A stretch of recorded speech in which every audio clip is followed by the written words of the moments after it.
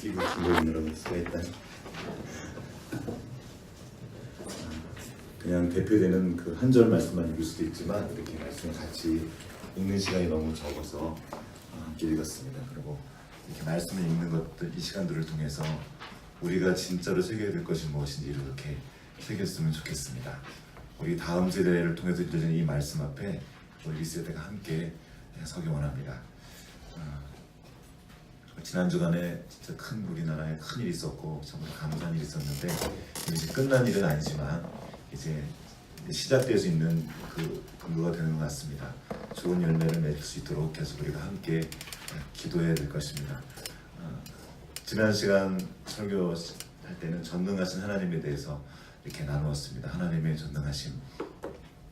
지난 겨울 많이 추웠었는데요. 그때 많이 추워서 저희가 저희 집 동파된 얘기도 하면서 여러 가지 얘기를 나눴었는데 그때 제가 봄바람 이야기를 한번 나눈 적이 있습니다. 기억나시는지 모르겠어요. 동요 이야기, 봄바람아 불어오너라, 제가 만든 동요 이야기 지금 앨범을 만들고 있는데 앨범 만드느라고 그 노래를 엄청 많이 부르게 됐고 많이 듣게 되면서 계속 그 마음으로 기도했죠. 그 내용은 이겁니다. 얼어붙은 우리 마음에 봄바람이 불어와서 녹여달라고.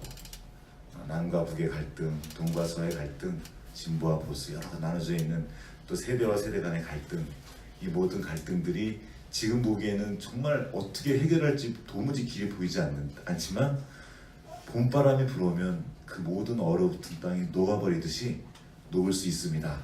주님이 이를 이루십시오 하고 그 노래를 계속 불렀어요. 그래서 저는 믿거나 말거나 저희 기도가 한몫했다고 저는 믿습니다. 여기 주님의 말씀이 있어요. 에스겔 37장 17절, 그 막대기들을 서로 합하여 하나가 되게 하라. 내 손에서 둘이 하나가 되리라. 그리고 또 좀 이따 말씀하십니다. 19절에 내 손에서 하나가 되리라. 하나님 손에서 되는 겁니다.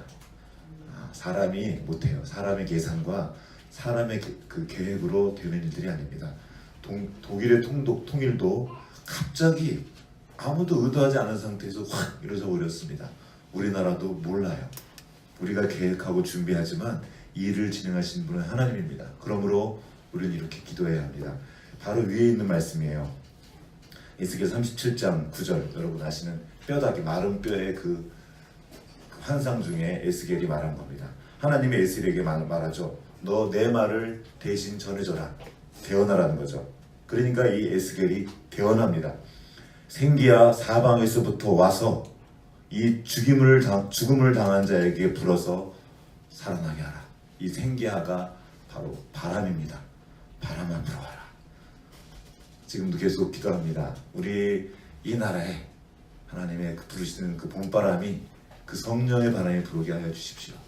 죽었던 모든 것들을 살아나게 하시고 굳어진 우리 마음들이 넓혀지도록, 언 땅이 녹아지도록 우리가 계속 기도해야 될 것입니다. 기도하는 사람들이 있어요. 그리고 그 기도가 실제로 이루어지기 우리가 보기 원하고 그 기도에 동참함으로 우리가 함께 기뻐하기 원합니다. 여기에 하나님의 전능하심이 있어요. 도무지 불가능해 보였던 그 일들을 하나님은 한순간에 하실 수 있습니다. 그 전능하신 하나님이 우리의 아버지이십니다. 우리 옆에 분에게 얘기했으면 좋겠습니다. 전능하신 하나님이 당신의 아버지이십니다. 아멘.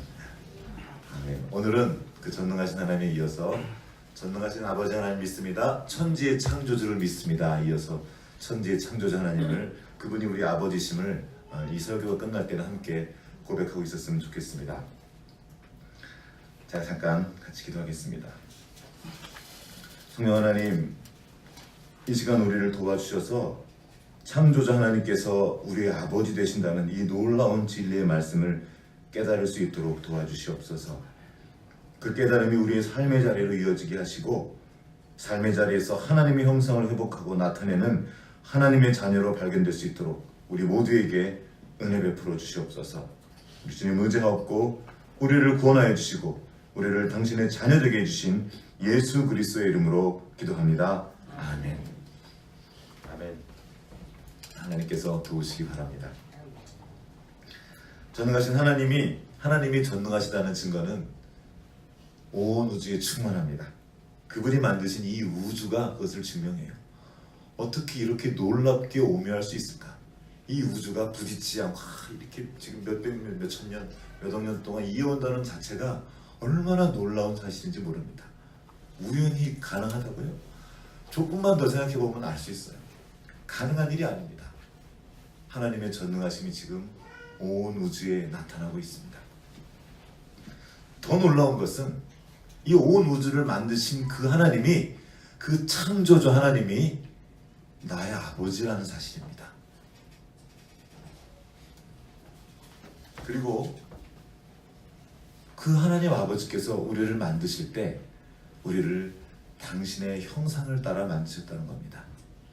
창조주 하나님을 믿습니다. 이 신앙 고백의 근원이 되었던 말씀들이 창세기에 나와 있겠죠. 그 중에 한 구절, 오늘 지금 지우가 읽은 말씀을 우리가 함께 읽었으면 좋겠습니다. 창세기 1장 27절 말씀을 함께 읽어보도록 하겠습니다.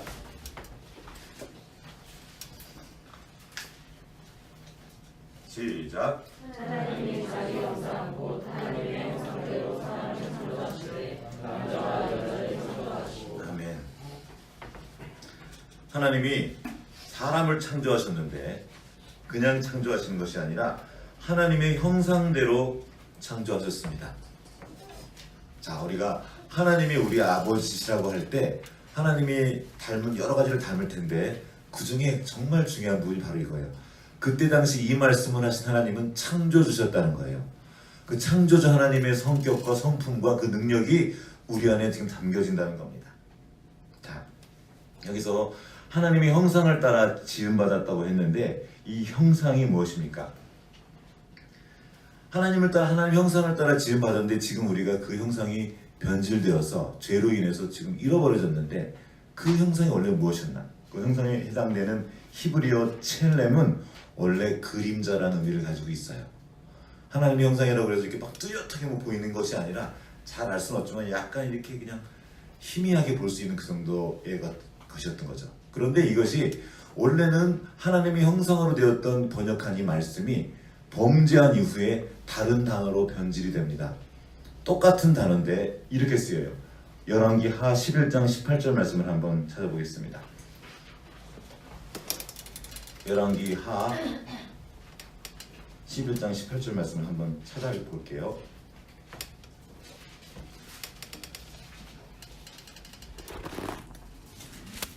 구약에 있습니다.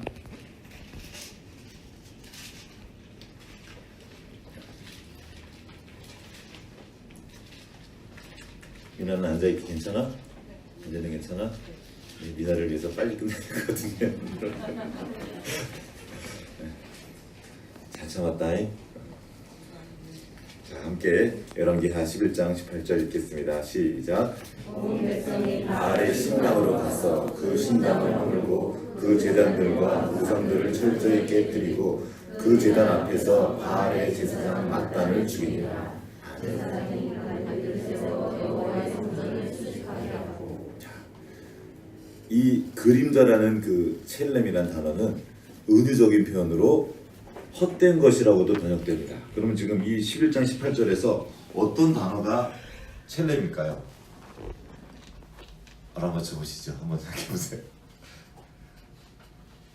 하나님의 형상이 어떤 단어로 바뀌었어요? 어떤 단어가 그 첼렘일까요? 한번 그냥 찍어보세요.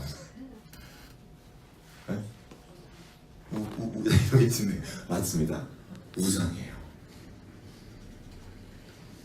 제가 읽겠습니다. 에스겔 7장 20절에 이렇게 나와 있어요. 그들이 화려한 장식으로 말미암아 교만을 품었고 또 그것으로 가증한 우상과 미운 물건을 만들었은즉 내가 그것을 그들에게 오물이 되게 하여, 이런 말씀이 나옵니다. 여기도 가증한 우상을 만들다 할 때 이 우상이 첼렘입니다. 하나님의 형상과 우상이 같은 단어예요. 우리는 하나님의 형상을 닮은 존재입니다. 하나님의 형상을 닮은 존재가 아버지 하나님과 연결되어 있을 때는 하나님의 형상을 나타내는 놀라운 존재가 됩니다. 그런데 하나님과 떨어지게 되면 하나님을 대적하는 우상, 거짓을 만드는 우상, 썩은 내가 나는 오물이 만들어내는 그 우상이 됩니다. 그래서 만물보다 부패하고 거짓된 존재가 되는 거예요.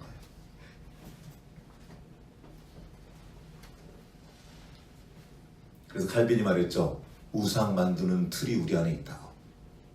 이 우리 마음이 하나님의 형상이 하나님과 떨어지면 우상을 만드는 제조기가 됩니다. 우상 공장. 무엇인지 들어갔다 나오면 우상이 되는 거예요.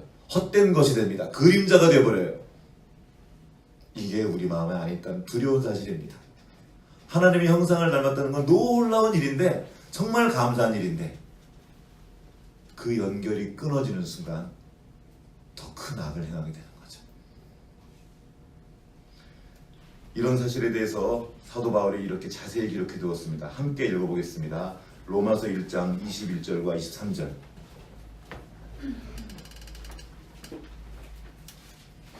신약에 있습니다. 사도행전 지나서 같이 읽어보겠습니다.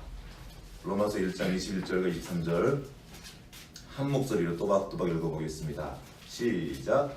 하나님을 알되 하나님을 영화롭게도 아니하며 감사하지도 아니하고 오히려 그 생각이 허망하여지며 미련한 마음이 어두워졌나니 스스로 지혜 있다 하나 어리석게 되어 썩어지지 아니하는 하나님의 영광을 썩어질 사람과 새 짐승과 기어다니는 동물의 모양의 우상으로 바꾸었느니라. 아멘. 하나님의 형상에는 하나님의 영광이 담겨져 있습니다. 그런데 그 하나님의 영광, 썩어지지 않을 영원한 영광을 썩어질 사람과 새와 짐승의 모양, 동물의 모양의 우상으로 바꾸었다. 마음이 허망하여지고 어두워지고 미련하여져서 그렇게 됐다는 거예요. 그런데 문제는 이거예요. 스스로 지혜 있다 하나 그렇게 어두워지고 미련해졌음에도 불구하고 자기가 지혜 있는 줄로 알게 됐다는 거예요. 그 지혜로운 사람들이 그 지혜를 가지고 우상을 만드는 거예요. 이것이 하나님과 떨어진 죄의 결과입니다. 나무 토막을 거길 절하는 거예요. 이 지성을 가진 사람이 저 자연 만물, 저 태양을 보고 절을 하는 거예요. 나무를 보고 절을 하고 이게 신이 됐다는 거예요. 애굽에서 나왔던 10가지 재앙들 다 신의 이름들이에요. 개구리 신, 강의 신, 다 가는 데마다 이름을 붙이고 그것을 우상화시킵니다. 우상 제조기가 지금 계속 가동되고 있는 거예요. 현대 우상도 있죠. 뭐든지 다 들어가면 우상이 돼요. 심지어 성경도 들어갔다 나오면 우상으로 돼요. 하나님도 우상처럼 섬기는 거예요. 자기를 위해서. 돈을 우상처럼 섬기고 소비하는 걸 우상처럼 섬기고 내가 써야 되는 건데 내가 써야 될 걸 섬기고 있단 말이에요.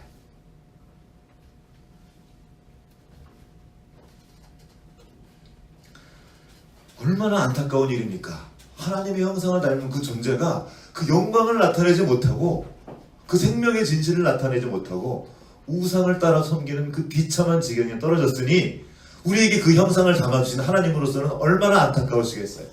그래서 말씀을 보내십니다. 선지자들을 보내셔서 야 너희들 그러다 죽는다. 거기엔 생명이 없어. 생명은 나에게 있어. 나에게로 와라. 너희가 생명의 근원된 나를 버리고 터진 웅덩이를 만들었구나. 나에게로 와라. 계속 말씀을 전하지만 그들이 듣지를 않아요. 왜요? 스스로 지혜롭다 여김으로 내가 다 안다는 거예요. 저 아는 소리 또 하고 있네. 커뮤니케이션 용어 중에 오버히어링이라는 용어가 있답니다. 이거는 정기 용어이기도 한데 뭔가 더 오버돼서 들려지는 거예요. 자, 계속 똑같은 말을 듣게 되면 이게 들려지지 않는다는 거예요. 그 대표적인 게 잔소리죠. 엄마의 잔소리. 진짜 중요한 말인데 크게 또 계속 반복해도 안 들린다는 겁니다. 어떤 한 목사님이 북한에 갔었는데 북한에 갔을 이전에 가는 데마다 김정일 위대한 소련 동지께서 막 그러면서 그걸 찬양하는 그 소리가 들리는 거예요. 가는 곳마다. 처음에는 그게 너무 신경 쓰였대요. 너무 싫었고. 근데 계속 다니다 보니까 그 소리가 안 들려요. 신경 쓰이지 않는 거예요. 그냥 그건 떠들고 자기는 나는 나이를 하는 거죠. 대표적인 게 주일 설교가 되겠죠. 세게 강조해서 말할수록 이게 안 들려지는 거예요. 또 그 소리 하는구나 이러면서 마음이 이미 닫혀져 버린 거예요. 들어가지가 않는 겁니다. 심지어 하나님이 말씀하시는데 하나님의 종이 와 선지자가 그걸 말하는데 그 말씀이 들려지지가 않는 상태가 되는 겁니다. 그리고 우상을 섬기고 우상을 만든 거예요. 그게 금송아지예요. 홍해를 직접 건넜던 사람들이 그 10가지 재앙을 직접 받은 사람들이 그걸 경험하고도 금송아지를 만들어내는 거예요. 기어코. 모세로부터 직접 말씀을 받은 바로 그들이 얼마 가지 않아서 광야에다가 우상을 만들어 놓은 겁니다. 미련한 마음으로 어두워진 그 사람들이 말씀을 들어도 깨닫지 못하고 더욱더 허망한 우상의 늪으로 빠졌어요. 이후에 모든 이스라엘 역사가 그렇습니다. 지혜롭다 여기는 동안 더욱 어리석게 되었고 더욱더 깊은 어둠의 나락으로 빠져들어갑니다. 그 늪에서 빠져나올 길이 없어진 겁니다. 하나님이 그런 우리를 쓸어버리지 않으시고 불쌍히 여기셔서 찾아오시는 거예요. 왜요? 하나님은 사랑이십니다. 하나님은 전능하신 분이시기 때문에 우리를 한 번에 쓸어버릴 수 있어요. 그런데 다행히도 그 하나님이 우리의 아버지셔요. 그래서 우리에게 찾아오십니다. 이 우리가 인간이 처한 어려움을 해결해 주시기 위해서 친히 사람이 되셔서 우리 가운데 오셨어요. 그리고 보여주신 거죠. 야, 너희가 원래 어떤 존재인지 아니? 너희는 그런 존재가 아니야. 하고 우리의 원래 형상, 하나님이 닮은 그 형상을 친히 보여주시기 위해서 사람이 되셔서 이 땅 가운데 오셨습니다. 그분이 바로 예수 그리스도입니다. 하나님 안에 있던 그 사랑이 나타내진 바 된 것, 이것이 성육신 사건이죠. 요한은 이를 두고 이렇게 말합니다. 요한일서 4장 8절부터 9절까지의 말씀을 제가 읽겠습니다. 사랑하지 아니하는 자는 하나님을 알지 못하나니 이는 하나님은 사랑이심이라. 하나님의 사랑이 우리에게 이렇게 나타내신 바 되었으니 하나님이 자기의 독생자를 세상에 보내심은 그로 말미암아 우리를 살리려 하심이라. 하나님의 사랑, 이 사랑은 보이지 않습니다. 보이지 않는 그 사랑이 나타나신 바 됐어요. 형상으로, 보이는 모습으로. 그분이 바로 예수 그리스도입니다. 예수 그리스도는 이 첫사람 아담이 온전히 나타내지 못한 하나님의 형상을 우리에게 보여주신 분입니다. 그리고 얘들아, 이것이 너희의 원래 모습이야. 사람은 이런 존재란다 하고 살아계신 동안 전에 보여주신 거예요. 직접 다니시면서 사람은 이렇게 말하는 존재란다. 사람은 저런 악에 이렇게 반응하는 거란다. 우상을 섬기는 걸 보면 분노가 끓어오르는 게 정상이라는 거죠. 하나님은 인자, 예수님은 인자, 즉 사람의 아들이라 불리는 것을 싫어하지 않으셨습니다. 그리고 기꺼이 우리의 형제가 되어주셨습니다. 왜요? 우리 안에 아직도 그 하나님의 형상이 남아있기 때문입니다. 예수님이 오셔서 그 일을 시작하신 거예요. 다시 살리시고 다시 만드신 겁니다. 우리를 하나님의 형상으로 회복한 존재로 예수 그리스도께서 완성하신 거예요. 그리고 우리로 그 형상을 본받도록 도와주신 겁니다. 로마서 8장 26절 제가 읽겠습니다.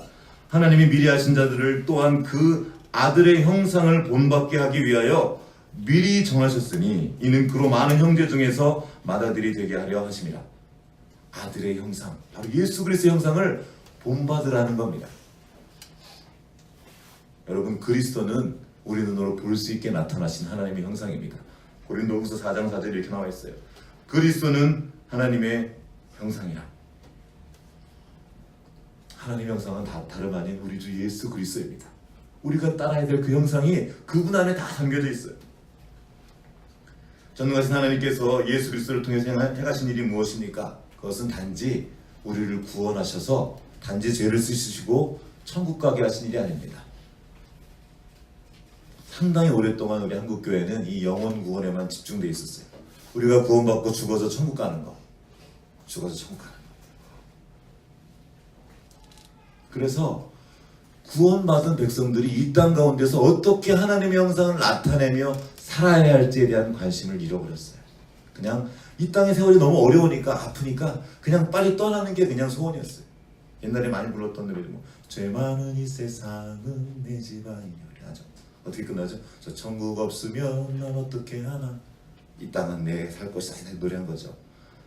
참 감사한 찬송입니다. 어려운 시절을 이 땅에다 소망 두지 않고 이 시절을 이겨낼 수 있도록 도와준 귀한 찬송이면 틀림없습니다. 그러나 이게 전부가 아니라는 거죠.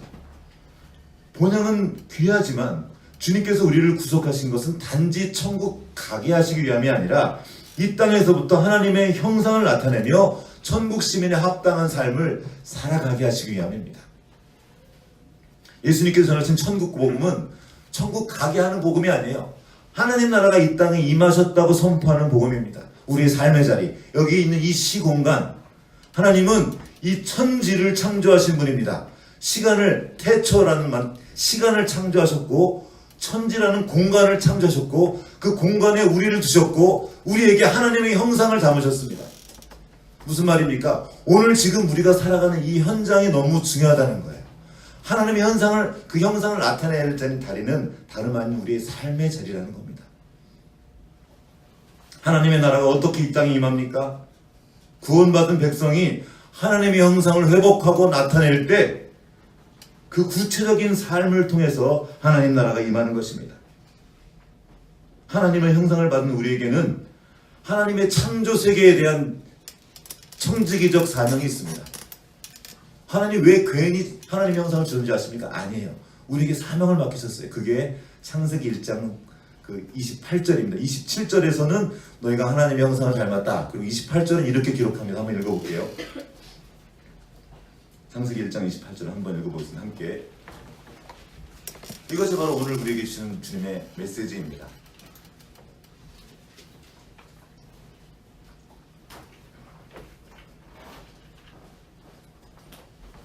같이 한번 읽어보겠습니다. 시작. 하나님이 그들에게 복을 주시며 하나님이 그들에게 이르시되 생육하고 번성하라 땅에 충만하라 땅을 정복하라 바다의 물고기와 새와 땅에 움직이는 모든 생물을 다스리라. 아멘. 하나님의 형상이 회복된다는 것은 하나님의 형상이신 예수 그리스도를 통해 보여주신 그 하나님의 모든 그 형상들을 우리의 삶으로 나타낸다는 겁니다. 그 내용이 바로 이거예요. 어떻게 나타냅니까? 하나님의 창조 세계를 다스리는 거예요. 어떻게 우리가 그 온 우주를 다 다스릴 수 있습니까? 불가능하죠. 그래서 하나님의 형상이 필요한 거예요. 천지를 창조하시니까 하나님의 지혜를 우리가 지혜와 연결되지 않으면 이 다스림은 불가능합니다. 이것이 바로 우리에게 주신 창조성이에요. 하나님은 우리를 창조적인 존재로 만드셨습니다. 우리는 창조주가 아닙니다. 창조한 사람은 아니에요. 그러나 창조주의 형상을 따라 창조적인 성품과 창조의 능력을 가지고 창조적인 그 창조성을 가지고 태어난 존재입니다. 이 창조성을 조금 더 구체적으로 레너드 스윗 박사라는 분이 이렇게 표현했습니다. 영어로 하면 이렇게 돼요. God's image is to be our imagination. 그러니까 하나님의 형상은 영어로 이미지죠. 이미지를 가진 능력이 뭐가 됩니까? 영어로 하면 imagination. imagination이 뭐예요? 선생님? 상상력이 됩니다. 자, 하나님이 사람에게 상상력을 주셨어요. 창조를 향해 움직이는 상상력입니다. 이것을 이분들은 conceive라는 단어를 사용해서 영어로 풀어냈는데 그건 뭐냐면 마음에 품다, 생각을 뭔가 가지고 있는 거예요. 요거를 다른 때 언제 쓰이죠? 임신하다, 아기를 품는 거예요. 뭔가 품고 있는 상태가 conceive입니다. 상상하는 거예요. 창조의 시작입니다. 뭔가 이 안에 있는데 이것들을 표현해낸 거죠. 이게 바로 예수 그리스도. 하나님 안에 있던 그 어떤 것이 그 형상이 표현돼 나오신 분이 예수 그리스도입니다. 똑같아요. 하나님 우리 안에 어떤 걸 담아주셨어요. 상상할 수 있도록 도와주셨고 이제 이 상상한 것들을 실제로 만들어내게 하셨습니다. 이게 사람에게 있는 능력이에요. 유발 하라리 같은 그런 진화론적인 학자들도 사람에게 있는 가장 큰 능력은 이 상상력이다. 상상의 질서를 만들어내는 게 가장 큰 능력이다. 이것이 다른 동물과 다르다고 말했죠. 어쨌든 그거는 중요한 건 아는 거예요. 누구든지 다 이걸 아는 거죠.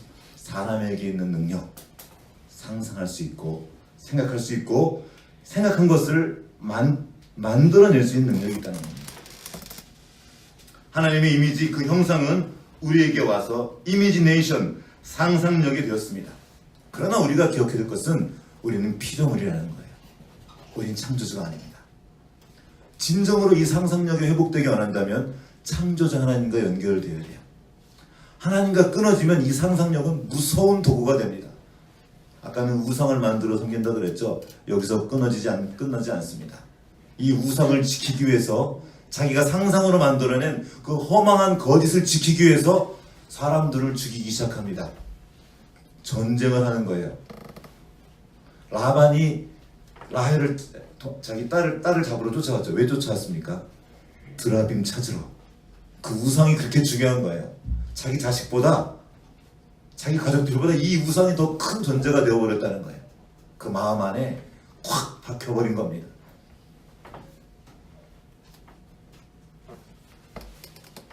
죄로 인해서 이 상상력이 왜곡되었습니다. 이상한 걸 상상하게 됐어요. 가만두면 이 상상력을 가지고 사람들은 자꾸 다른 데로 가요. 더 탐욕을 부리고 음란을 생각하고 우리 하나님과 끊어졌을 때 일어난 일입니다. 그런데 예수 그리스도를 통해서 이것을 바로잡아 주신 겁니다. 회복하도록 도와주신 거예요. 우리는 이제 주님과 함께 새로운 꿈을 꾸고 새로운 상상을 하며 이것들을 구체적으로 실천할 수 있는 존재가 되었습니다. 하나님께서 예수님 통해서 새롭게 주신 이 창조성은 창조적인 특별한 몇몇 사람들에게만 주신 것이 아닙니다. 이 하나님의 형상은 예술가들에게만 있는 것이 아니에요. 아니, 우리 모두가 예술가입니다. 이건 어떤 유명한 예술가가 한 말이에요. 사람은 다 태어날 땐 예술가로 태어난다. 그런데 죽을 때는 예술가로 죽지 않는다. 왜 그럴까요? 이 상상으로 오히려 우리를 묶습니다. 상상력을 가지고 우리를 펼치는 것이 아니라 어떤 틀을 가지고 우리를 가두어 버려요. 왜 우리는 예술가로 태어나서 너무나 갇힌 그런 존재로 죽게 됩니까? 우리에게 익숙한 사고의 틀이 있습니다. 내가 자라온 환경, 사회, 문화, 교육, 평소에 관계하는 사람, 가정, 일터, 학교 등의 영향을 받아서 어떤 사고의 틀이 생깁니다. 그리고 사람은 자연스러움을 선호하기 때문에 내가 익숙하지 않은 것을 보면 저기 싫어요. 불편해요. 불편하면 어떻게 해요? 안 해요. 그리고 그렇게 어떻게 해요? 편한 것만 하고 계속 놀아요. 편한 사람하고만 다녀요. 갇히게 됩니다. 사고가 갖춰지게 되어버려요. 그래서 우리는 이 상상력을 위해서는 어떤 틀이나 이전의 습관에서 벗어나는 그 과정을 훈련할 필요가 있습니다. 먼저 이것을 훈련하기 위해서 우리를 둘러싸고 있는 익숙한 사고의 틀을 이해할 필요가 있어요. 내가 지금 어디에 갇혀 있는가? 이걸 프레임이라고 부르죠. 갇혀서 계속 그 프레임 안에 두고 나를 생각하는 거예요. 다른 결과를 원한다면 이 프레임부터 치워야 합니다. 내 이전의 사고의 틀. 그러나 이게 여간해서는 쉽지가 않습니다. 내가 불편하면 이상한 게 되고 때로는 나쁜 게 됩니다. 내가 어떤 것을 이상하게 느끼는데 그게 정말 이상할 것일까? 아니면 내가 그렇게 생각하는 것일까? 저게 정말 내 생각이 지금 진리인가? 아니면 누군가로부터 생각을 강요된 것은 아닌가? 우리는 질문해 볼 필요가 있습니다. 인간은 세뇌당하는 게 가능한 존재입니다. 사단이 사용하는 방법이 돼요. 세뇌당합니다. 특별히 세상의 가치를 통해서 세뇌당해요. 하나님은 이게 좋은 것이라고 말씀을 통해 말씀해 주셨지만 우리는 세상에 갖다 내민 것이 더 좋아져요. 더 편해요. 익숙해요. 그리고 하나님의 말씀을 들어가는 그 길은 더 멀어 보입니다. 불편해요. 생각을 사용하는 것이 점점 귀찮아졌어요. 이게 이 현대입니다. 현대는 생각하기 싫어요. 빠른 걸 좋아합니다.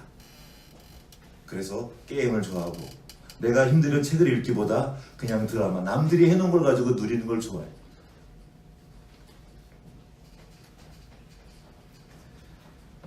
이 상상력이 갇히게 되면 하나님의 구원을 경험하고도 불평하고 원망하게 됩니다. 이것이 바로 애굽의 광야에 있었던, 애굽에서 나온 그 이스라엘 백성들에게 있었던 일입니다. 우리는 어떻습니까? 우리 오늘의 생각의 기준에는 어떤 것이 들어있습니까? 하나님의 말씀입니까? 아니면 세상에 둔 제한입니까?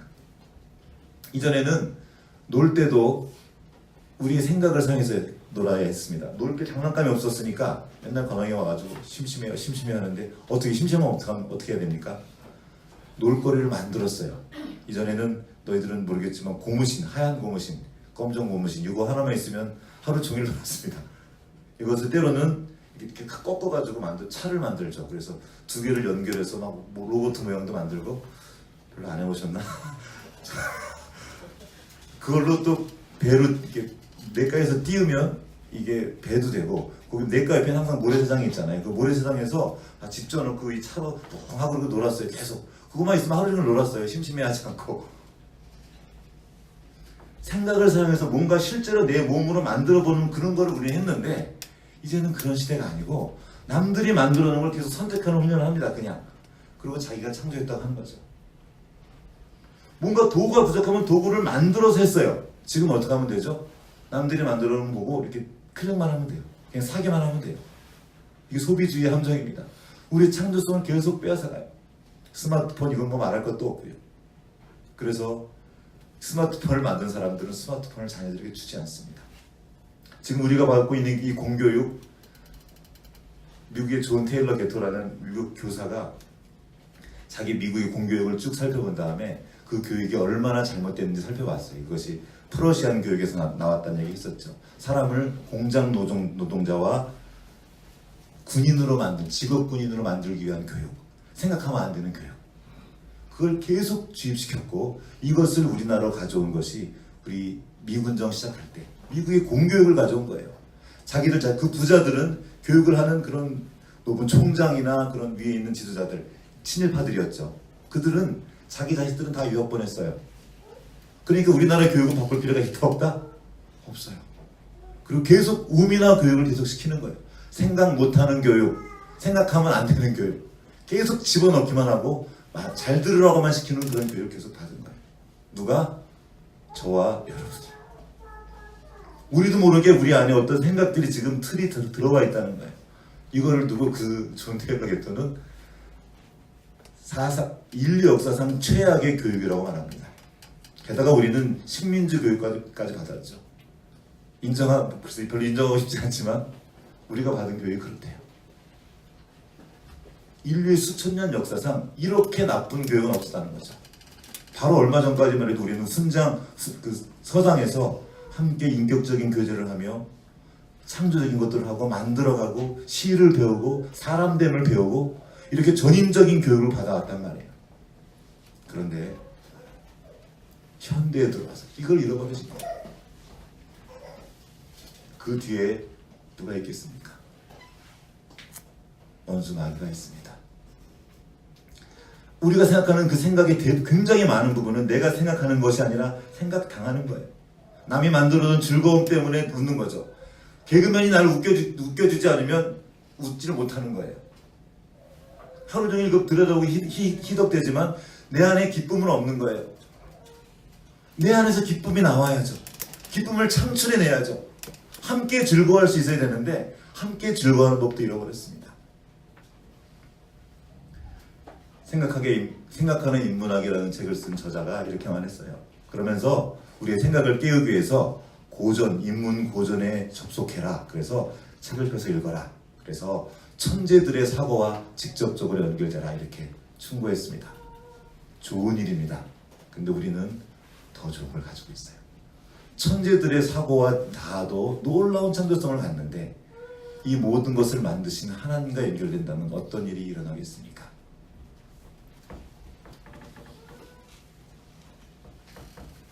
성경. 다시 우리가 돌아가서 회복해야 될 곳입니다. 말씀을 담고 이제는 기도하는 거예요. 그리고 기도하면서 삶의 자리로 들어가는 겁니다. 가정 안으로 들어가고 회사로 들어가고 학교와 학원으로 들어가서 이 창조성을 나타내는 것, 이것이 하나님의 형상을 나타내는 것입니다. 이 교회에서뿐만 아니라 내 삶의 자리에서 하나님의 그 창조성을 나타내시기를 축복합니다. 가정 안에서 아이들에게 내가 하는 말들을 들어보십시오. 그 틀 안에 있는 말은 아닌가? 내가 내 생각의 틀 속에서 아이들을 가두는 것 아닌가? 남편을 가두고 아내를 가두고 자식들을 가두고 다른 사람들을 가두고 있지 않는가. 그 생각 밖으로 나오는 가장 빠른 길은 하나님의 말씀과 연결되는 것입니다. 창조주 하나님과 연결됩니다. 문제가 있으면 그 문제를 들고 하나님 앞으로 들어가는 거예요. 이것이 다니엘이 했던 일입니다. 이것이 예레미야가 했던 일이고 다윗이 했던 일이에요. 다윗이 지혜롭게 행했고 창조적으로 행했습니다. 어떻게 그런 일들을 할 수 있었습니까? 다윗에게 있었던 능력이 아닙니다. 하나님과 연결됨으로 받았던 능력입니다. 그 놀라운 일들이 우리의 삶에서 경험하며 살아가는 것이 하나님의 자녀된 우리의 삶의 내용이 됩니다. 그곳에 하나님의 나라가 임하는 거예요. 여기서 기도만 하고 있는 것이 아니라, 교회만 있는 것이 아니라, 내가 있는 그 삶의 자리에서 하나님의 창조성을 예술적이고 아름답게 나타내는 거예요. 모든 게 다 예술입니다. 그래요. 요리도 예술이고, 기업도 예술이고, 아이들 가르치는 것도 예술이고, 예술 아닌 것이 없어요. 예술로 가지 않으면 지겨워지는 거죠.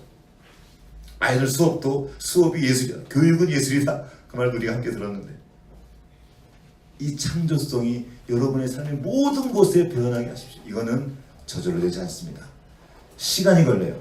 자, 생각하면 그 생각을 확장시켜야 됩니다. 곡을 작곡을 할 때 어떤 작은 센텐스 하나 만들어요. 하나 만들고 이걸 계속 생각해요. 확장시킵니다. 그리고 만들어봐요. 좀 이상하면 또 바꿉니다. 이 작업을 우리 박팀장님 계속하고 있죠. 가만둬서는 창조적인 게 나오지 않아요. 저절로 번뜩이는 것이 아니고 생각을 계속 사용하는 겁니다. 그럼 생각이 넓혀지고 새로운 뇌의 회로가 열려집니다. 그리고 이 과정에 우리가 기도하며 주님을 의지하면 주님께서 도우신다는 거예요. 그것이 어떤 영역이든 예술의 영역이나 이런 음악이나 미술뿐만 아니라 삶의 모든 지경에 그것을 나타낼 수 있는 존재란 말입니다. 우리가 하나님께서 예수 그리스도를 통해서 이것을 주신 거예요. 이것을 세상에게 빼앗기지 말고, 마귀에게 빼앗기지 말고 하나님의 자리는 우리가 되찾아와야 됩니다. 우리 삶의 자리가 하나님이 그려내시는 그 예술 작품이 되기를 주님의 이름으로 축복합니다. 같이 기도하시죠.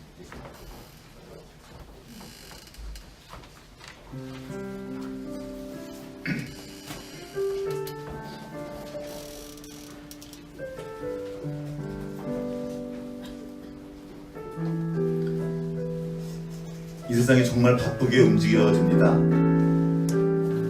현란하게 우리 눈을 유혹하는 것들이 너무 많습니다. 우리 안에서부터 솟아나오는 충만한 기쁨이 아니라 외부로부터의 기쁨에 의지하며 살아갑니다. 참된 행복을 잃어갑니다.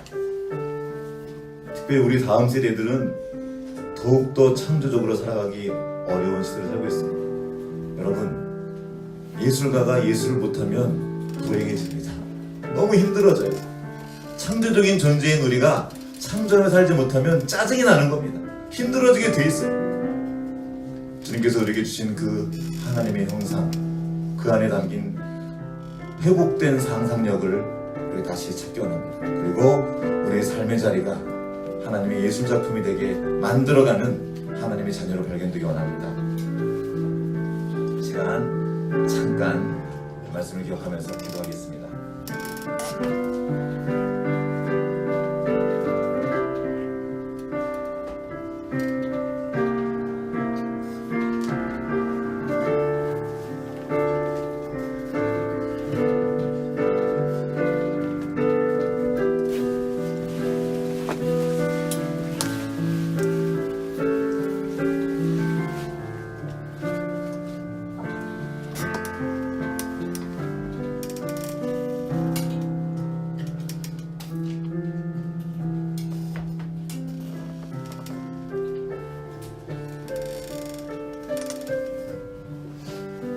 우리 삶의 현장을 지금 주님께 올려드리기 원합니다. 그냥 하던 대로 해서는 창조적인 것이 나올 수 없습니다. 우리 가정 가운데 주님이 주신 그 창조성이 흘러가게 하십시오. 우리의 관계 가운데, 굳어진 관계 가운데 이 창조적인 일들이 일어나게 하여 주십시오. 우리 회사에, 내가 가르치는 이 학원의 교실에, 우리 관계 가운데 하나님의 창조적인 일들이 계속 일어나기 원합니다. 우리에게는 놀라운 능력을 주셨습니다. 특권을 주신 거죠. 이 특권에는 책임이 따릅니다. 하나님의 형상을 따라 지음받은 우리가 창조의 수고를 멈추는 것은 우리의 직무를 잇는 것입니다. 되는 대로 살지 않고 그저 하던 대로 살지 않고 주님을 의지하여 창조적으로 살겠습니다. 아름답게 조화를 이루며 하나님의 형상을 나타내며 살겠습니다. 우리의 본 대신 예수 그리스도를 바라보며 주님께서 우리에게 보이신 그 본을 따라 살아가겠습니다. 주님 우리에게 은혜 베풀어 주시옵소서. 막혀진 모든 것들을 뚫어내고 모든 문제를 풀어내는 그 창조의 능력을 우리에게 덧입혀 주시옵소서. 주님 의지하옵고 우리를 보내신 예수님 이름으로 기도합니다.